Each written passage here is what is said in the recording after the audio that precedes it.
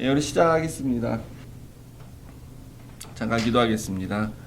하나님 아버지, 우리가 하나님 말씀 더 잘 알길 원합니다. 우리의 지식을 늘리기 위해서 하는 것이 아니라 하나님이 이 인간을 어떻게 만들어 주셨는지, 왜 이 세상을 창조하셨는지를 우리가 바라보고 하나님을 더 경외하고 하나님을 더 우리가 신뢰하기 위해서 공부합니다. 하나님께서 이 자리에 함께하여 주셔서 준비한 것 이상으로 또 생각나게 해주시고, 하나님께서 영적으로 조명하여 주셔서 말씀을 밝히 깨닫게 하여 주시옵소서. 예수님 이름으로 기도했습니다. 아멘. 오늘은 우리가 본문을 좀 중심으로 본문에 집중해서 보도록 하겠습니다. 오늘은 특별히 이렇게 화면을 보아야 될 건 없어서요. 오늘은 이제 켜놓지 않고 그냥 강의한 중심으로 보시면서 하겠습니다. 잠깐 지난 시간 복습하시면 우리가 창세기 1장을 가지고 자꾸 뭐 과학적으로 이게 어떤 게 맞다, 저 어떤 게 맞다, 뭐 그런 걸 자꾸 증명하려고 하거나 고고학적으로 뭘 해석하고 이해하고 증명하려고 하거나, 그거는 원래 성경의 1차적 목적이 이제 아니라는 겁니다. 이런 이야기를 통해서 우리에게 이제 어떤 세계관을 주시는 건가 하는 거죠. 1차적으로 애굽에서 막 이렇게 탈출한 그 히브리 노예들에게 하시는 말씀으로, 이때까지 너희가 애굽 시절에 종살이하던 그 세계관에서 벗어나라 라는 그런 차원에서 의미를 얘기하시는 거예요. 그래서 의미를 우리가 중요하게 봐야 되는데, 그러니까 이 창세기 1장을 보면 우리가 세계 자연 만물을 바라볼 때 하나님의 말씀으로 지어진 거구나, 언약이 있지 이 안에는. 그래서 자연을 보면서 하나님을 생각나게 하고 말씀을 생각나게 하고 율법을 생각나게 하고 하는 것. 그래서 모든 자연 만물이 하나님을 말하고 있다, 이렇게 사도 바울 그런 철학적 개념에서 이렇게 얘기를 하는 것 같아요. 발견한 사람도 있고 못 발견한 사람 물론 있죠. 그러니까 물질을, 우리가 자연을 신이 아니다, 그걸 숭배할 필요가 없다, 그런 물질을 비신화를 해야 된다 라는 거 봤고요. 인간을 바라보는 거, 3500년 전의 인간관으로서는 정말 뭐 탁월하다는 표현도 이상하죠. 있을 수 없는 그런 인간이죠. 그때 인간관은 노예는 이제 인간이 아니고 뭐 여자도 인간이 아니고 이제 이렇게 보던 시절 아닙니까? 그런데 하나님은 모든 인간을 하나님의 형상으로 창조하셨다. 그건 뭐 비교할 수가 없는 거죠. 하나님의 형상, 신의 형상은 오로지 제국의 지도자들, 왕들, 그런 사람들만 신의 아들이에요. 근데 모든 인간이 하나님의 형상이다 하는 것, 존엄한 인간관을 얘기하고 있습니다. 그러면 우리는 그 하나님과 어떤 관계가 있나 하는 게 이제 7일째 안식일을 해라, 안식일을 지켜라 하는 그 7일 언약, 안식일 언약이 바로 그때마다 우리가 하나님 우리에게 주신 약속의 말씀이 있지 하는 그 언약을 확인하는 그런 안식일 시간관을 우리가 가지고 살아야 된다. 그게 이제 창세기 1장에서 말하려고 하는 사실은 이제 본질이라는 겁니다. 그래서 이제 2장 3절까지의 하나님이 6일 창조하시고 7일째 쉬셨다, 안식하셨다라고 하시고 나서 이제 2장 4절부터 또 창조 얘기를 하십니다. 오늘 여기서부터는 이제 저도 강의하기도 편하고 여러분도 듣기 편하게 이제 쭉 순서적으로 그냥 본문을 따라가면서 말씀을 이렇게 드리는 게 나을 것 같아요. 또 창세 얘기를 또 하세요. 왜 1장에서 했는데 또 하시냐? 그거는 이렇게 볼 수 있겠죠. 이제 창조 이야기에 대해서는 이제 그 두 가지 버전이 있는 거죠. 버전 1이 있어, 1장에 나온 거. 그리고 그거를 이제 모든 소프트웨어가 그러잖아요. 더 보완하고 더 완성되게 해서 버전 2를 내놓는 것처럼 이제 더 이제 추가된 버전, 그게 이제 2장의 얘기인데, 1장에서는 세계 창조에 대해서 얘기했으면 거기서 이제 좀 더 포커싱 해가지고 2장에서는 인간 창조, 남자, 그 다음에 더 포커싱해서 여자를 창조하셨다. 그러니까 앞에 거는 이제 서론이고, 두 번째 것이 지금 2장부터, 이게 사실 좀 중요해요. 중요한데 이거는 이제 내용도 중요하지만 10개의 족보 있다고 말씀드렸잖아요. 10개의 족보, 톨레도시라고 하는 족보. 그 족보가 나올 때 중요한 건데, 특별히 수평 족보, 그러니까 수직 족보는 누가 누구를 낳다라는 아래로 내려가는 그건데 수평 족보는 옆으로 쭉 스토리를 얘기하는 거예요. 그게 중요한 거예요. 그래서 수직 족보를 얘기하는 것도 쭉 마지막에 가서 낳더니 누가 낳냐? 노아다. 그 다음에 노아에 관련된 홍수와 심판 얘기하는 거고 쭉 내려가서 아브라함까지. 그럼 아브라함이 그 다음 무슨 일이 했냐? 쭉 이렇게 해서 이 수평 족보가 나왔을 때 이게 중요하기 때문에 이렇게 얘기를 하는 겁니다. 4절에 보시면 제가 거기 이제 그 강의 안에 본문과 창세기 본문과 필요한 다른 본문은 그냥 써놨습니다. 여러분 보시기 편리하시게. 우리가 뭐 성경 이렇게 뒤적뒤적 찾아면서도 봐야 되는데 집에 가서 좀 이렇게 하시고요. 그래서 이제 뭐 너무 뭐 이렇게 막 열심히 적고 그러지 마세요. 안 그러셔도 돼요. 그냥 주기에 편안하게 들으시면 됩니다. 그리고 유튜브에도 이렇게 작업해서 올려놓을 테니까 필요하시면 다시 한번 또 들으시고 그러시면 되는데 4절에 보면 하늘과 땅의 내력이다. 지금부터 말하는 게 그때 내력, 요게 족보란 얘기예요. 톨레도. 그래서 이 이야기가 중요하다는 것입니다. 그때 이제 이 길 시작해요. 다른 버전으로 창조의 길도 시작을 합니다. 여호와 하나님께서 땅과 하늘을 만드시던 날에 하면서 하나님의 이 호칭이 좀 바뀌고 있죠. 1장을 우리가 유심히 본 사람은 기억할 텐데 1장에는 그냥 하나님 이렇게 하다가 2장 여기서부터 여호와라는 게 붙여서 여호와 하나님 이렇게 부르고 있습니다. 왜 이렇게 변화가 있었냐? 원래 그러니까 여호와가 이름이에요. 이름. 우리로 저러 하면은 제가 신정호 목사, 신정호가 이름이고 목사는 이제 직책이고 그리고 나는 인간이다. 난 인간인데 이름이 신정호다. 이것처럼 하나님이란 건 신이에요. 신인데 이름이 여호와라는 겁니다. 그래서 하나님은 엘로힘이라고 구약성경에 썼고요. 신들. 그러니까 이 엘로힘은 모든 종교에서 부르는 명칭하고 유사할 수 있어요. 기독교는 물론 이제 엘로힘이라고 부르고 뭐 바알을 숭배하는 이제 이민족에서는 엘바알 이렇게 부르고 신이다 이거예요. 신. 그분의 이름이 여호와다라고 하면서 알려주셨어요. 그거를 언제 알려주셨냐면 모세한테 사실 처음 알려주셨습니다. 모세한테. 출애굽기 3장 14절 15절에 보시면은 하나님이 모세에게 나타나셔서 모세에게 사명을 주시죠. 너가 너의 종족 그 애굽으로 돌아가서 그들을 인도해서 내와라 탈출해라 그랬을 때 모세가 아니 내가 백성들한테 가면 내가 이런 얘기를 들었다. 어떤 신이 나타나서 나한테 이런 얘기를 하셨다고 가면은 백성들이 네가 만난 신이 누구냐? 무슨 신이냐? 어떤 신이냐? 이렇게 물을 텐데 그럼 내가 뭐라 그래야 됩니까? 이름을 좀 알려주십시오. 이렇게 얘기를 해서 하나님이 이름을 그때 알려주신 거예요. 그러니까 그 이전에 사람들은 여호와란 이름을 몰랐습니다. 그러면서 이제 하나님이 후반부에 가보면 빨간색 너의 조상의 하나님 나는 여호와다 라고 하면서 여호와라고 했는데 그걸 설명을 좀 해주시는 거예요. 아브라함에게도 나타났던 그 신이고 이삭에게도 나타났던 그 신이고 야곱에게 나타나셨던 그 신이다. 그 이야기는 이스라엘 백성들이 알고 있죠. 자기 조상 얘기니까 다. 그때 아브라함, 이삭, 야곱이 하나님을 만난 얘기는 이들이 다 알고 있어요. 이게 쭉 할아버지 때부터 들었던 얘기예요. 근데 그 신인데 내 이름이 여호와다라고 이때 딱 알려주신 거예요.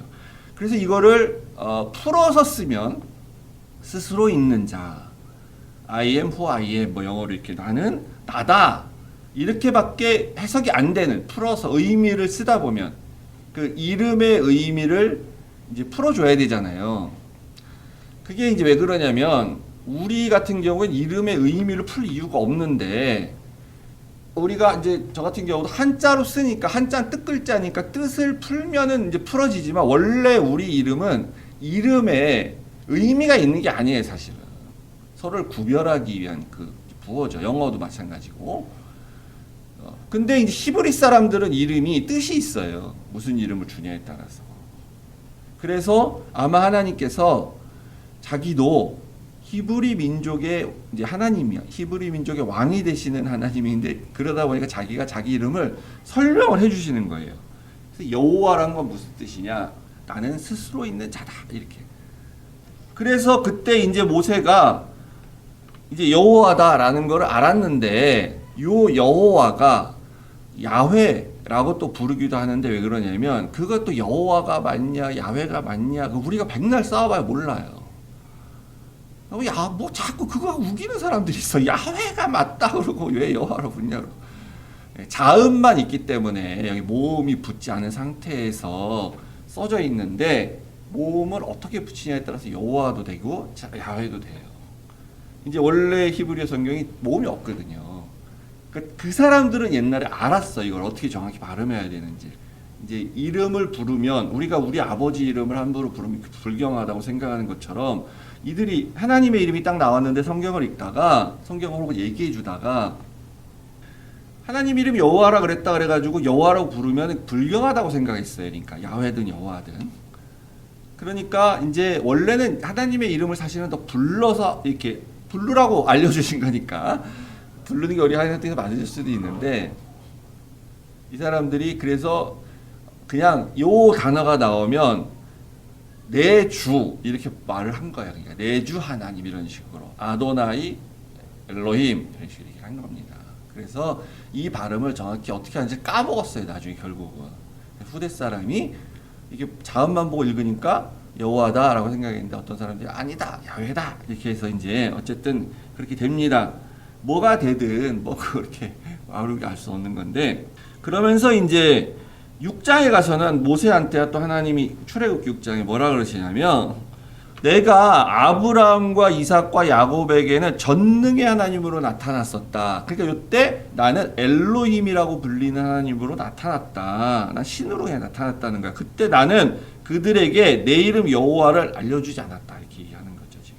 근데 여호와라 그러면 그 여호와인데 이제 그 여호와가 뭐냐? 여호와는 어떤 신이냐? 그래서 이게 하나님이 친절하게 설명을 자꾸 해주시는 거예요. 그러니까 이름 뜻 자체로 풀면 뭐 스스로 있는 자 이렇게 해서 동사를 비동사를 써서 이제 히브리어의 하야동사라고 하는데 동작을 계속해서 지금도 하고 있는 어떤 상태의 그런 신 이런 식이 이름이 되는데 그걸 못 알아들으니까 그래서 나는 여호와인데 그 여호와는 어떤 신이냐? 바로 내가 애굽의 사람의 무거운 짐 밑에 있는 너희들을 빼내서 노역에서 너희를 건져서 이렇게 너희를 이쪽으로 데리고 온 신이다. 여호와인데 나는 그런 신이야. 그러니까 여호와라고 생각했을 때 그 본질을 우리는 우리를 구원하시는 하나님, 우리를 노예에서 해방시켜준 하나님 이렇게 이제 그 이름을 들을 때는 생각을 해야 된다는 거예요. 시간적으로 보면 앞에 때선 여호와를 안 가르쳐 주시고 모세가 나중에 아는 거니까 이 창세기에 이 아브라함, 이삭, 야곱의 얘기를 할 때는 여호와라는 이름이 안 나와야 정상인데 이건 나중에 써졌기 때문에 모세가 자기의 그러니까 신학적 견해를 여기다 넣어서 여호와 하나님이라고 불러야 맞고 그러면 또 듣는 백성이 그 하나님 전능하신 엘로힘 신이 바로 그 여호와 우리를 구원하신 여호와지 이렇게 이제 당연히 듣게 되겠죠. 그래서 이렇게 이제 부르게 되는 겁니다. 그러니까 이분은 저 멀리 우주에 있는 그냥 전능하신 하나님으로 끝나는 게 아니고 우리를 구원하신 우리의 왕이시고 우리와 관계가 있는 그 인격적인 하나님라는 거예요. 그래서 그렇게 자꾸 여호와 하나님 이렇게 불러야 되는 거죠, 사실은. 4절 후반부부터 6절을 보시면은 여기 이제 땅에 비도 내리지 않고 뭐 그때 사람이 없으니까 이 초목이 아직도 없고 밭엔 채소도 나지 않았다. 만개만 올라와서 지면을 잡시다. 이렇게 보면 요게 이제 1장의 창조기사에 봤을 때 아마 그 둘째 날 상태를 말하는 것 같아요. 그리고 나서 이제 시간이 지나서 여섯째 날 이제 드디어 하나님께서 사람을 만드시게 되시죠. 그래서 7절 여호와 하나님이 땅의 흙으로 사람을 지으시고 생기를 그 코에 불러 넣으시니 사람이 생명이 된지라 이렇게 하면서 사람 창조 얘기가 나옵니다. 2장 그 뒷부분 19절 보시면요. 사람만 흙으로 만든 게 아니라 모든 짐승들, 새들 이게 다 흙으로 하나님 만드셨다 그랬어요. 그래서 요 흙은 실제 우리가 땅에 있는 저 흙, 그걸 수도 있고요. 이 흙이라고 표현되는 이 단어는 어떤 이제 사실은 먼지, 원어상으로는 티끌 뭐 이런 걸로도 번역이 됩니다. 그러니까 이제 우주의 어떤 땅과 같은 기본을 형성하고 있는 어떤 물질, 요소, 그걸 가지고 이제 만드셨다라고 우리가 이제 볼 수도 있고, 실제 흙으로 만드셨다고 볼 수도 있는데, 근데 이 사람들한테 왜 흙으로 만드셨다라고 얘기해야 되냐면, 아니 우리는 지금 과학적 지식이 있으니까 뭐 우주에 이런 원소 이런 원소들이 있으니까 이거를 이제 다 해서 야 내가 그래서 인간을 만든 거야 이렇게 말하면 우리가 이해되지만 이때 당시 사람들은 그 무슨 말인지 알 수가 없잖아 전혀. 그러니까 흙으로 만들었다고 했을 때 딱 이미지가 알 수 있는 거예요. 그 흙으로 만드는 사람 그 누구냐? 흙으로 만든 사람이 토기장이에요. 토기장이가 토기를 빚을 때 흙으로 만들죠. 그래서 그걸 빚어냈다는 거예요. 그 형상을. 그래서 이렇게 얘기를 하는 겁니다. 이집트에 가서 노예 생활하고 400년 정도 지나서 나오긴 했지만 원래 그 조상들 아브라함 거기가 이제 지난번 말씀드린 것처럼 메소포타미아 문명권에 있는 거예요. 수메르 문명의 아브라함이. 그 메소포타미아의 문명은 흙의 문명이에요. 토기의 문명.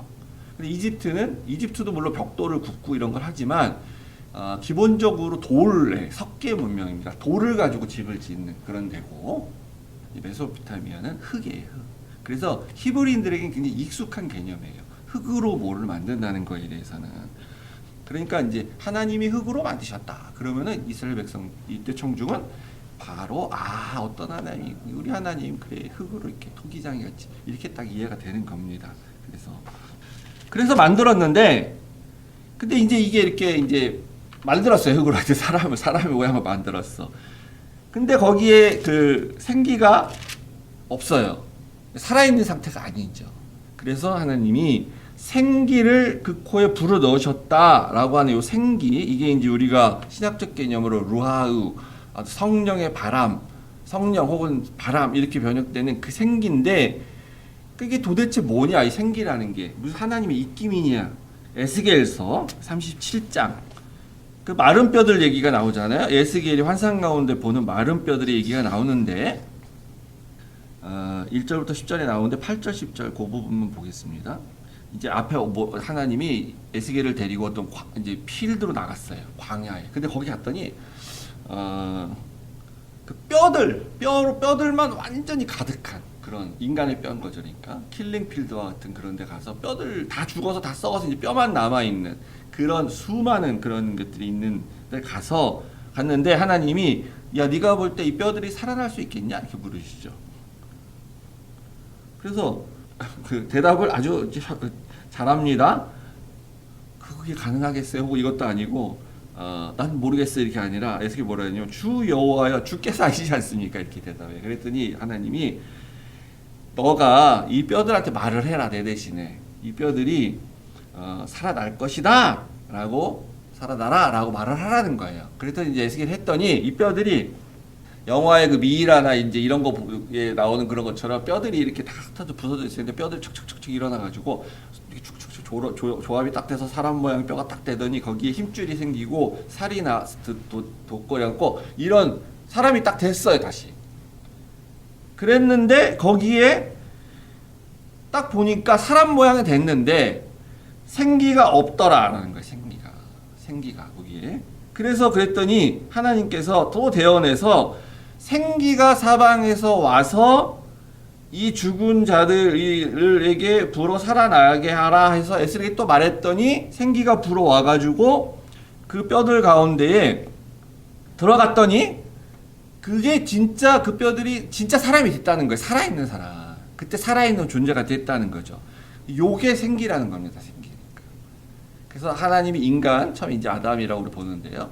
인간을 만드신 상태가 됐는데 그거는 인형과 같은 일종의 존재인 거예요. 우리로 치면 흙으로 만든 생기가 없어. 그래서 생기를 집어넣었더니 그 사람이 산 사람이 됐어요. 그래서 그것을 생령이다 이렇게 표현을 하고 있어요. 성경에서 생령이 되었다라고 하는 거죠.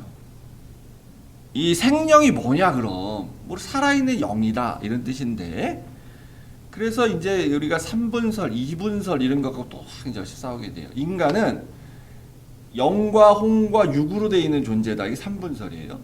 아니다. 영과 혼은 같은 거고 영혼과 육이 있다. 그래서 2분설. 인간은 무슨 존재냐 이렇게 나누고 그러는데 뭐 비슷해요. 뭐 정확히 알 수도 없는 거 사실은.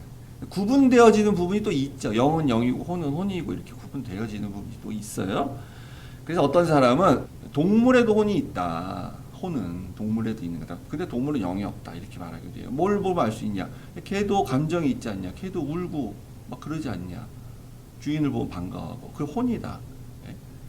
그런 식으로 이제.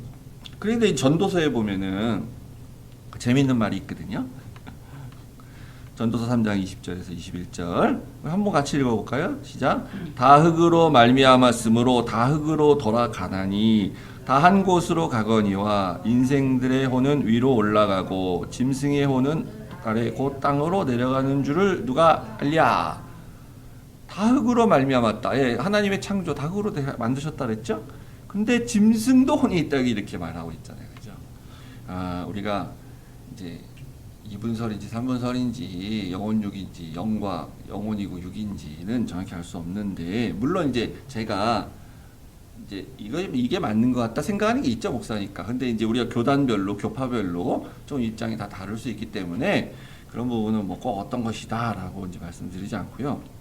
그러면 이 생명이라는 상황이 뭐냐? 생명이 뭘 말하는 거냐? 이제 그걸 이해하기 위해서 반대적인 개념으로 그럼 죽었다는 건 뭐냐라고 우리가 생각해 보면 돼요. 죽었다는 건 도대체 뭘 말하는 거냐? 죽은 거는. 오늘날은 물론 의학적으로 정의 내리는 게 있잖아요. 죽었다는 거. 그래서 의사가 와서 판정을 하는 거죠. 이 사람은 죽은 거니까 더 놔둬봐야 다시 살 기운이 없다. 라고 판정하는 거예요. 그래서 옛날에는 죽은 줄 알았는데 이틀 있다 다시 깨어나는 사람도 있고 그런 거잖아요. 죽은 게 아닌 거지. 그 당시 의학적으로. 그래서 이제 죽었다는 게 뭐냐 했을 때 이제 그 유명한 예화가 있습니다. 중세 때에 어떤 젊은 수도사가 경험 많은 선배도 수도사한테 와서 도대체 죽었다는 게 뭘 말하는 겁니까? 이렇게 물었더니 선배가 스승이죠. 너가 오늘 저기 공동묘지에 가서 밤에 그 공동묘지 비석에 가면 이름 다 써 있잖아. 그 이름 불러가면서 막 있는 욕을 하고 있는 없는 욕 다 해서 밤새도록 불러가면서 그 욕하고 와봐라 이렇게 얘기를 이제 해요. 근데 이제 무섭긴 한데 하라니까 해가지고 이제 가서 밤새도록 그 비석에 있는 이름 불러가면서 이 나쁜 놈아 뭐 어쩌는 놈아 이렇게 해서 욕을 하고 왔어요. 그래서 무슨 일이 밤새 있었냐? 그랬더니 아무 일도 없었습니다. 바로 그게 죽은 거다. 아무 반응을 하지 않는 것. 그러니까 하나님께서 뭘 얘기하는데 아무런 감각이 없어갖고 반응하지 않는 것. 그게 죽은 거다. 영적으로 죽은 거. 그래서 우리가 기독교에서 죄로 말미암아 사망에 이른다. 죽었다. 또 다시 산다. 그 개념은 뭐냐면 죽어 있을 때는 하나님이 무슨 얘기를 해도 아무런 반응을 못 한다는 거예요. 그게 죽은 상태라는 거죠. 그게 로마서 말씀이고요. 그러니까 생명이 됐다. 살아있는 영적인 존재가 됐다는 건 뭐냐면 이제 하나님이 아담아 이렇게 부르시면 그 소리를 들을 수가 있는 존재가 됐다는 거예요. 그게 바로 생명이라는 거예요. 생명은 그게 기능을 하는 것. 죽었다는 거는 반응을 전혀 할 수 없다는 것. 그런 거죠. 그런 존재가 이제 됐습니다. 그런 인간을 만드셨는데 이제 8절 그리고 이제 10절에 보면은 그 하나님이 만드신 창조 우주의 창조 이 세계 이제 우주 작게 하면 지구에 거기서도 특별히 이게 이제 하나님이 만드셨으니까 다 선한 거 아니에요? 그래서 하나님 보시기에 좋았다고 하셨잖아요. 거기서 특별한 장소를 하나 또 하나님은 만드십니다. 이 특별한 장소가 뭐냐면 바로 에덴이에요. 에덴 동산. 특별한 장소죠. 근데 이 에덴 동산을 묘사하면서 뭐라 그러냐면 성경에 10절에 보면 그 에덴 동산에서 무슨 강이 나오는데 어떤 강이 4개의 강이 있는데 에덴 동산에서부터 흘러나와서 동산을 다 적시고 거기서부터 갈라져서 이제 4개의 강이 되는 근원이 된다라고 하는 이게 물이 흘러나온다는 것을 묘사하고 있습니다. 이 에덴이. 그래서 우리가 이 에덴이 뭐냐 했을 때 그 이미지가 딱 떠오르는 게 이제 성경 뒤에 나오는 거예요. 그 에스겔서 47장 1절부터 나오는 거기 보면 이 똑같은 에스겔인데 아까 그 에스겔과 그 에스겔이 또 이렇게 하느님이 환상 가운데 어디로 데려가시는데 성전으로 이번엔 데려갔어요. 성전에 데려갔는데 그 성전에서 물이 나와. 물이 막 흘러나와요. 그럼 그 성전은 이제 그 솔로몬이 지었던 성전이든지 스룹바벨이 재건했던 성전이든지 그 성전을 갔겠죠. 환상 가운데. 근데 원래 이스라엘 가보시면 알겠죠. 거기 물 나올 수가 없는 데거든요. 그 성전은. 당연히 물이 나오면 안 되지. 집에서. 이제 사람이 사는 집이든 뭐 하나님의 신자이든 거기서 물이 막 흘러나오면 안 되죠. 사실은. 그러면은 그 문제가 있는 거잖아요. 근데 거기서 막 물이 흘러나와. 근데 그 물이 어떤 물이냐면 이제 점점 차오르고 해가지고 어쨌든 이제 깊은 강을 이루는데 이 환상에서 보면은 물이 가는 곳마다 생명을 살려 막 다 이렇게 물이 닿는 곳마다. 그러니까 이 물은 뭐냐면요 생수의 생명수. 이 물이 있어야지만 동물이든 식물이든 바다의 그 생물이든 다 살아날 수 있는 그 물인 거예요. 그러니까 이 물이 없으면 죽는다는 얘기죠. 그러니까 이거 상징인데 하나님이 지으신 성전은 이 세상에 있는 인간을 포함한 모든 동식물을 살리기 위한 생명수를 공급하기 위한 성전으로 만드신 거예요. 그죠? 근데 이게 언제부터 있었냐? 에덴 동산에서부터 이렇게 있었다는 거예요. 똑같은 이미지로. 그러니까 에덴 동산에서 나오는 그 강의 물이 나와야만 하나님이 만드신 이 우주 만물의 생명체들, 피조물이 살아갈 수가 있어요. 이게 생명수예요. 그래서 예수님께서는 이제 우리 요한복음 주일마다 설교 듣고 있는데요. 내게로 와서 마셔라. 내 배에서 생수가 흘러나오리라. 라고 얘기를 하시죠. 그리고 이제 요한계시록 마지막 22장에 가서 세상 끝날 다 보니까 여기도 생명수의 강이 나와요. 어디서 나오냐? 하나님과 및 어린 양의 보좌로부터 나와서 거기서부터 물이 흘러나와 이 생명수가. 그러니까 우리가 알 수 있는 거는 이 에덴이 바로 에덴 동산이 성전이고 그 성전이 마지막 날에 이제 새로 완성된 새 예루살렘의 그 성전이면서 동시에 거기 앉아 계신 예수님의 보좌, 예수님의 그 통치를 하심을 상징하는 보좌에서 흘러나오는 그 강, 그 생명수고 이게 다 같은 거라는 거죠. 그러니까 에덴 동산은 성전 중에서도 모든 피조 세계가 다 하나님이 임재하실 수 있는 성전이니까 거기서도 특별히 하나님과 특별히 인간이 아담이 만나는 장소였으니까 거기가 특별히 다른 곳에서도 물론 만날 수 있었겠죠. 그러니까 거기는 성전에서도 지성소다라고 우리가 볼 수 있는 거예요. 지성소 안에 하나님의 인재의 상징으로 뭐가 있었습니까? 언약의 상징. 언약궤 혹은 법궤라고 부르는 언약궤가 거기 있었잖아요. 에덴 동산에는 뭐가 있는 거예요? 선악과가 있는 거예요. 생명나무와 선악과 나무가 하나님의 언약의 상징으로 너무 딱 들어맞잖아요. 맞죠? 이게 하나님과 인간의 교제의 장소로서의 에덴 동산이에요. 그러니까 여기서 하나님이 인간을 이제 창조 명령을 수행하도록 하셨다는 거죠. 그래서 우리가 이제 12장에 이제 가면 확실하게 드러나고요. 지난 말씀인 것처럼 아브라함 부르실 때 하나님이 영토 국민 주권을 말씀하신 것이 드러나고 이제 이 인간이 타락하고 뒤로 가면서 계속 하나님 나라와 반대되는 인간의 나라인 제국을 자꾸 건설하려고 하는 그래서 홍수 심판도 일어나게 되고 하는 그게 이제 점점 명확하게 드러나게 됩니다. 그리고 극명하게 이제 대립을 하게 되죠. 나중에 바벨 제국을 통해서. 근데 요때부터 이제 이미 보여지고 있어요. 뭐 그전에서도 말할 수 있고요. 하나님이 하나님의 땅인 피조 세계를 창조하셨어. 하나님의 영토예요. 하나님의 땅. 하나님 나라의 제국이죠, 여기가. 거기에 하나님이 자기의 백성을 만드셔서 또 두셨어요. 그리고 나서 거기에 하나님이 왕이 되세요. 주인으로 직접. 그 인간과 만나서 교제도 하시고. 이게 하나님 나라잖아요. 그 영토, 국민, 주권. 그대로 이 에덴 동산의 그런 개념이 지금 나오고 있죠. 그리고 이제 15절 보시면은 여기서 인간을 창조하신 하나님의 그 목적이 나옵니다. 인간을 창조하신 목적. 하나님이 그 사람을 이끌어 에덴 동산에 두어 그것을 경작하고 지키게 하셨다. 이게 하나님의 인간을 만드신 목적입니다.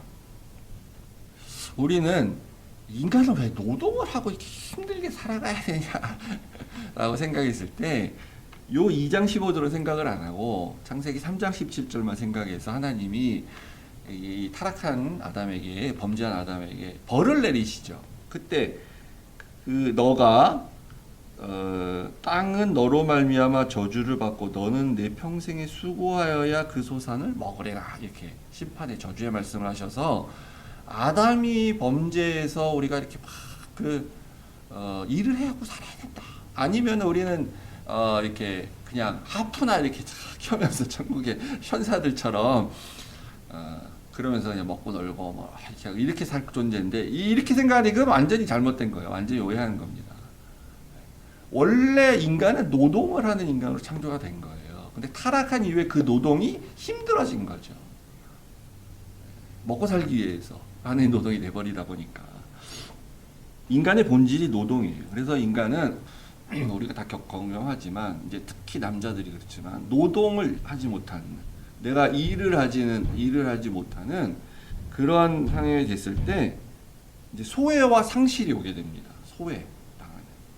그래서 남자가 일을 해야 되는데, 아니 난 일 안 하고 먹고 놀 거야 이런 게 아니고 난 일을 원하는데 일을 해야 되는데 일을 못 하게 되는 그런 실직의 상태 내지는 뭐 하여튼 그런 실업의 상태가 되면, 그러면 이제 그거는 단순히 돈 문제면 당연한 거고 경제적인 문제 당연하고 이 자아의 그 문제가 오는 거예요. 남자가 일을 못할 때. 왜냐하면 본질적으로 노동하는 존재로 만들었기 때문에 이제 그런 거죠. 그러니까 아담은 이 노동을 뭘 하냐면 그 에덴 동산을 경작하고 그 에덴 동산만 한 게 아니라 뭐 거기 아담이 살고 있는 지역을 다 하는 거겠죠. 그 인간은. 그걸 함으로 말미암아 아까 얘기한 그 생명수가 흘러서 생명을 소생케 하는 그러한 걸 유지시키는 그러한 일을 하는 거예요. 그러니까 이거는 얼마나 기쁜 일입니까? 자기가 하는 일 자체. 내가 이거를 함으로 말미암아 생명의 선순환이 일어나는 거예요. 그러니까 그 일이 즐겁죠. 축제가 되는 거고. 그래서 하나님은 이제 우리가 인간이 노동하는 거에 대해서 관심이 많으시다는 게 이제 비유에서도 나타나는데, 마태복음 20장에 그 포도원 품꾼 비유 얘기죠. 아침에 가서 이 포도원 주인이 아침 시간 일찍 가고 일할 사람을 데리고 와요. 그 일 시켜. 그러니까 하루 그날 일할 사람을 다 데리고 온 거예요 그때. 근데 이제 오늘도 일이 없어갖고 공치고 노는 사람이 없으면 어떡할까, 이제 그런 심정으로 또 가보는 겁니다. 한 12시쯤 반나절 지난 다음에 그냥 일 못하고 있는 사람이 있어요. 또 데리고 와. 그게 시켜. 그러니까 이 사람은 그러니까 반나절만 일하면 되는 거죠. 그리고 이제 일 퇴근할 시간 1시간밖에 안 남았는데 그때 가서 또 데려오잖아. 그 비유에 보면. 그럼 이 사람은 오자마자 그냥 좀 있다가 그냥 그만 이제 끝나는 거야, 일을. 이제 그게 그 비유인데, 그게 왜 그렇게 데려오겠습니까? 이제 일 못하고 놀고 있는 사람에 대한 그런 하나님의 마음은 이제 그런 거를 이제 보여주는 거죠.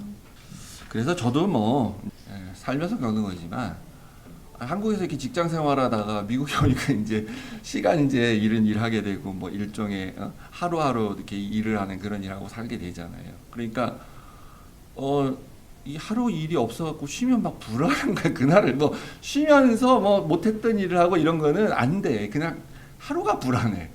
내일도 또 쉬면 어떡하지? 이런 생각이 드는 거야. 이게 이제 인간의 본질인 거예요, 사실은요. 그걸 철저하게 이제 깨닫게 되죠. 체험하게 됩니다.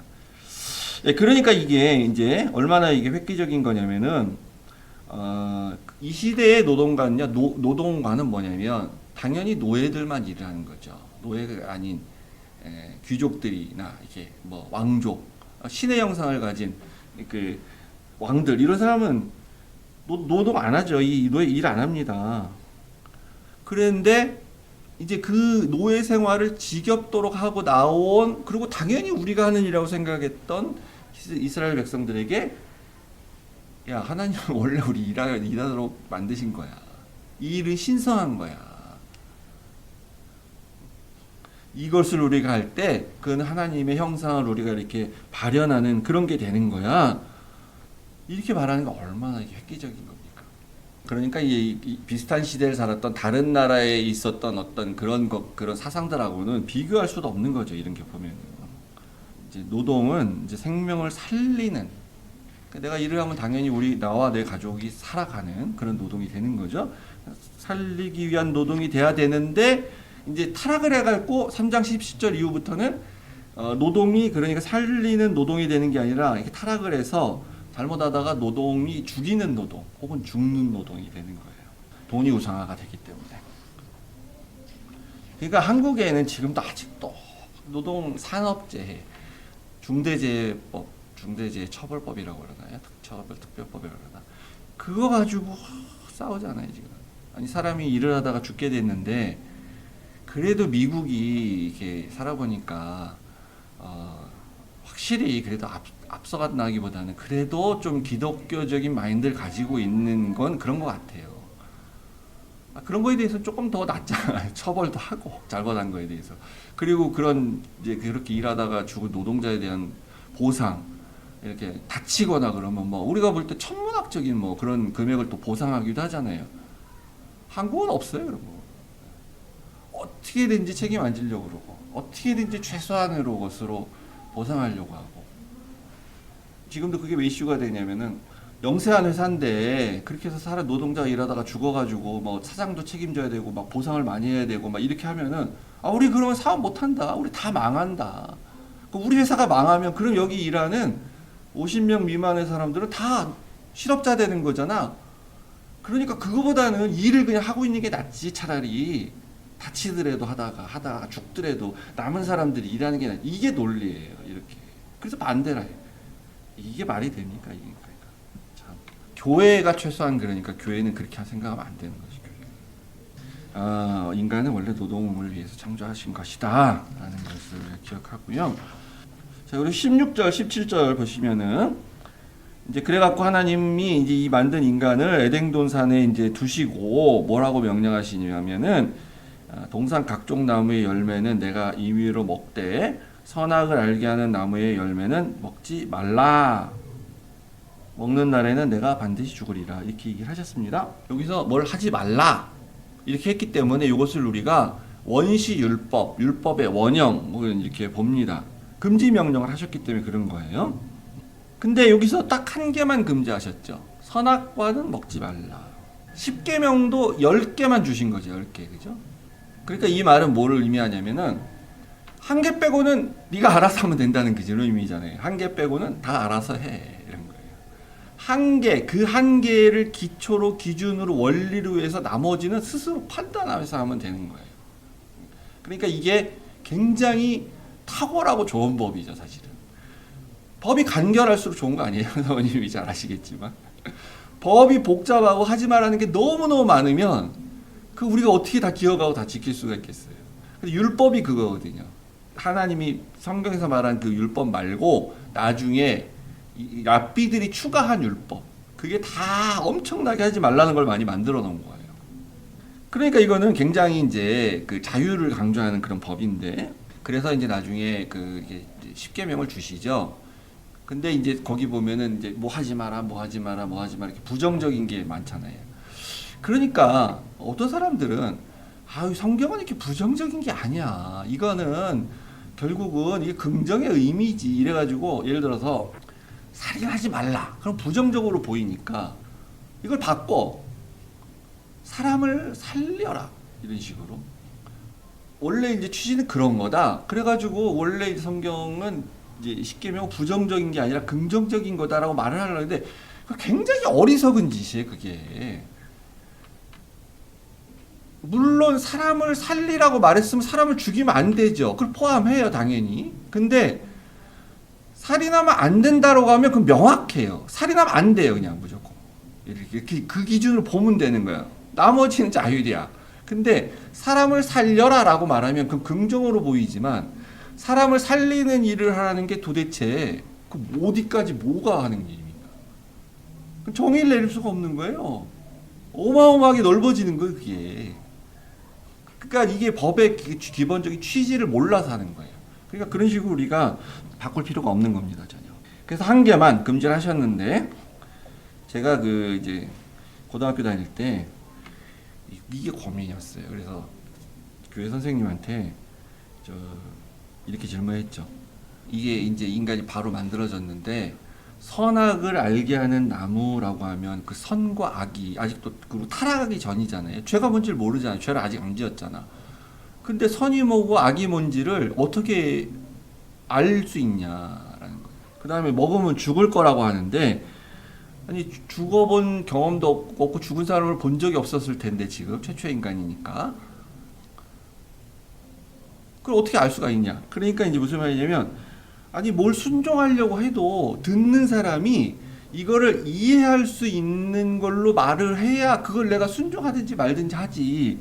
도대체가 이해할 수 없는 개념이 정리가 안 되는 못 알아들을 말을 하고 이걸 지켜라 그러면은 그게 무슨 말이 되는 소리냐. 하나님은 이거 잘못하신 거다. 제가 이제 그렇게 이제 질문도 하기도 했고 이제 오랫동안 그 퀘스천 마크인데 해결이 잘 안 됐어요. 그래서 이게 도대체가 그건 말이 안 되지 않나라는 거죠. 근데 이게 이제 제 질문이 사실은 잘못된 거예요. 나중에 이제 해결됐는데. 그러니까 저의 전제는 뭐냐면 순종이라는 거는 순종을 하는 사람이 먼저 내가 순종할 것이 무엇인지를 이성적으로 내가 이해하고 깨닫고 알아야 내가 순종을 하든지 거절하든지 할 수 있는 거다라고 전제를 했기 때문에 안 된다고 생각한 거예요. 동의가 안 되면 그럼 내가 왜 그걸 해야 돼 이렇게 나오지 왜 사람이 어떻게 무조건 할 수 있냐라는 거죠. 근데 생각해보면 이성적으로 이해가 안 돼도 순종할 수 있어요. 동의가 안 돼도 순종할 수 있어요. 그건 뭐냐면은 우리가 애들을 키우다 보면 어렸을 때는 애들이 이성적으로 이해되고 잘 알아서 개념적으로 자기가 동의를 해서 순종하는 게 아니거든요. 어렸을 때 엄마가 야 이거 위험한 거니까 만지지 마. 이거 먹으면 안 돼. 이렇게 말하면 걔가 아 그래 이런 거는 이렇게 해서 원래 위험한 거야. 그래서 우리 엄마가 이렇게 말했지. 그러니까 내가 동의가 돼서 순종하는 게 아니라는 거예요. 뭔지를 몰라 애들은 당연히요. 근데 무조건 일단 안 하는 거예요. 그거는 엄마가 하지 말라고 했기 때문에 안 하는 거예요. 그냥. 근데 이제 이 애들이 어떻게 됩니까? 크면 말 안 듣죠. 사춘기 되면. 이제 화를 돋구죠. 부모가 이제 뚜껑 열리게. 왜냐하면 나는 그렇게 생각하지 않는데 우리 엄마는 뭘 너무 몰라. 우리 아빠는 도대체 왜 이래. 나는 그렇게 생각하지 않아. 이러면서 이제 말 안 듣죠. 그러면 그때 뭘 느끼냐면은 아 얘네들이 이제 사춘기다 이것도 있고 하지만 이제 어렸을 때 나와 관계가 아니구나. 엄마 아빠와 아이의 관계가 아니구나. 그리고 얘네들이 심해지면 순종하지 않고 그냥 사춘기적 반항의 수준을 넘었으면 그때는 권위에 도전하고 있구나. 나를 엄마로 인정하지 않는구나. 아빠로 인정하지 않는구나. 그걸 알게 되는 거죠. 그러니까 계속 그게 오래되면 신뢰관계가 없어지는 거예요. 동의가 안 돼도 몰라도 신뢰가 있으면 순종할 수 있는 거예요. 그러니까 아담과 하와는 뭔지를 몰라. 선악이 뭔지도 모르고 죽음이 뭔지도 몰라도 나를 만드신 분이 하나님이시고 뭐 일종의 하나님은 나의 부모님이시고 우리의 개념으로 하면 그렇게 생각하면 그분이 말했기 때문에 지킬 수가 있는 거예요. 그리고 하나님은 지키라고 할 수도 있는 거죠. 근데 만약에 가만히 생각해 보니까 이거는 말이 안 돼. 왜 먹지 말라 그래? 아니 다른 건 다 먹어도 된다 그랬는데 요거만 먹지 말라 그래? 이상하지? 뭔가 숨기는 게 있으실 거야. 이상해. 그러면서 먹지 말라니까 더 먹고 싶네. 그러면서 먹으면 그러면 이제 그게 관계가 파괴되고 나는 하나님 당신을 나의 부모로 나의 창조주로서 나는 피조물이란 걸 그걸 인정할 수 없습니다. 당신이 창조주라고 해서 요것만 먹지 말라고 말한 걸 보니까 내가 요걸 먹으면 내가 좀 아주 특별한 더 존재가 될 것 같은데 나는 당신의 말을 무조건 따라야 되는 그런 피조물이 아닌 내가 신이 될 수도 있을 것 같은데 이렇게 되게 되는 거죠. 안 지키면 관계를 파괴하는 그런 이제 완전히 인정하지 않는 그런 게 되는 것이에요. 그래서 이 선악과 명령은 우리가 믿음으로 지키는 거예요. 신뢰 관계에서 동의를 해서 지키는 게 아니라. 그러니까 이게 이제 원시 율법이라 그랬죠. 최초의 율법이라고 할 수 있는 그건데, 그러니까 이후에 모든 율법은 이제 이런 취지로서 동일하게 주어지는 거예요, 우리한테. 우리로 하여금 뭐 이것도 하지 마, 저것도 하지 마, 막 금지해놓고 막 이렇게 해가지고 우리를 막 이렇게 꽉 옥죄려고 하는 그런 율법을 주시는 게 아니고, 너가 이 율법을 지킬 때 나는 창조주이고 너는 피조물이라는 거를 기억하는 그런 취지에서 주신 것이라고 하면 스스로 우리가 자발적으로 지킬 수가 있는 거니까, 율법을 안 지키면 지옥 가면 어떡하지? 이런 문제가 아니고, 그래서 지켜야지. 이거를 이제 안 지키면 안 돼, 다 지키라고 하셨어, 이게 너무 많은데도 지켜야 돼, 그러면 이거 어떻게 되냐면, 그때는 그러니까 아버지와 아들이, 부모 엄마와 아들이 아니고 주인과 노예 관계가 되는 거예요. 노예니까 지키는 거예요. 노예니까. 여기까지 이제 인간 창조, 남성이긴 한데요, 인간 창조라고 특별히 아직은 남자와 여자가 분화되지 않았기 때문에 그렇게 볼 수가 있겠습니다. 잠깐 쉬고 6번째 강의, 여성 창조에 대해서